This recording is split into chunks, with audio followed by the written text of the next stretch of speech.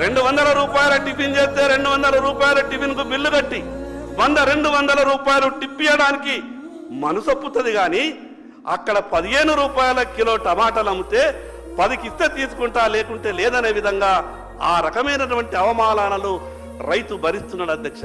నేను ఎందుకు ఈ మాట చెప్తున్నానంటే అధ్యక్ష, కళ్ళకు నీళ్ళు వస్తాయి అధ్యక్ష. ఈరోజు ఏ రైతు కూడా సంతోషంగా లేడు అధ్యక్ష. మీరు రైతు బంధించిన రుణమాఫీ చేసిన కేవలం ఎన్నికలప్పుడు రాజకీయ మాటలు మనం మాట్లాడుతున్నాం, కానీ రైతు ఈ రోజు కూడా సంతోషంగా లేడు అధ్యక్ష.